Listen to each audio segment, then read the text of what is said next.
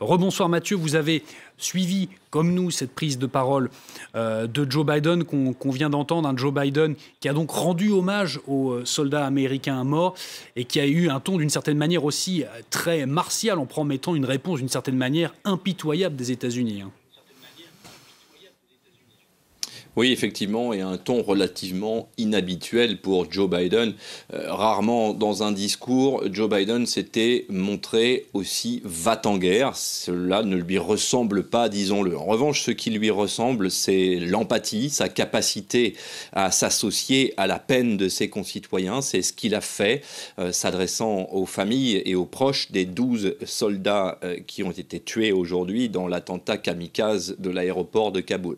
Avec un bémol, cependant, encore une fois, Joe Biden a fait part de sa peine, de sa compassion, a rappelé que lui-même avait perdu un fils et qu'il pouvait donc mesurer la douleur des familles.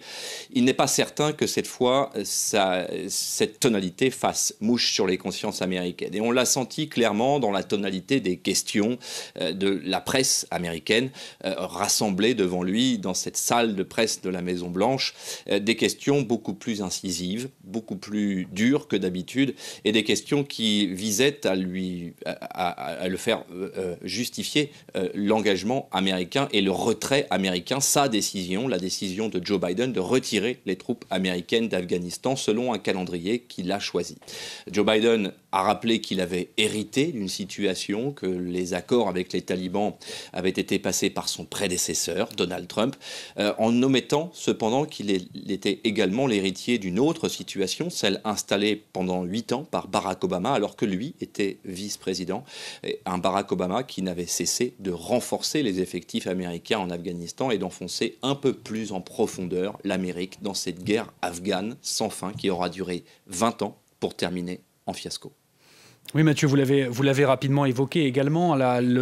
On a retenu également cette toute dernière phrase de Joe Biden à la fin de son intervention. Il était presque interpellé par un journaliste et il a dit cette phrase: il fallait mettre fin à cette guerre de plus de 20 ans. Et il a également, précédemment dans son discours, il s'est également d'une certaine manière un peu défaussé sur ces militaires en disant: les militaires m'ont dit qu'il fallait aller jusqu'à ce terme, que c'était la bonne solution d'une certaine manière.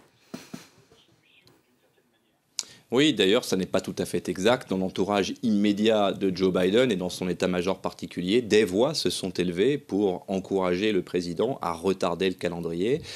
Des militaires sur place ont effectivement demandé plus de temps pour mener cette opération qui est excessivement difficile à mener.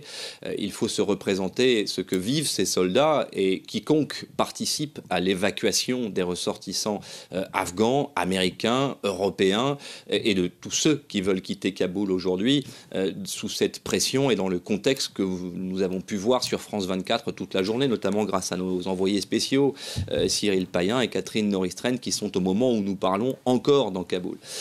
Effectivement, à la fin de son intervention, Joe Biden a commis l'erreur que tous ses conseillers en communication ont pourtant tenté de ne pas lui faire commettre, c'est-à-dire qu'il a répondu de manière excessive à une série de questions et concrètement a montré le malaise qui est le sien et la difficulté qu'il avait à justifier la situation que nous voyons sur l'aéroport de Kaboul aujourd'hui. Effectivement, il a renvoyé la faute sur les militaires américains qui probablement lui rendront la politesse, en tout cas pour ceux qui ont une liberté de parole qui leur permettra. On pense notamment aux généraux en retraite qui ne manqueront pas de relever quelques incohérences. Et on s'attend effectivement aussi à des charges, cette fois très agressives, de la part de l'opposition républicaine qui, ce soir, à Washington, est particulièrement remontée. Et nous ne manquerons pas de revenir vous voir pour en apprendre plus. Donc, merci beaucoup Mathieu Mabin, correspondant France 24 en direct de Washington. Donc, je me tourne sur ma gauche, notre chronique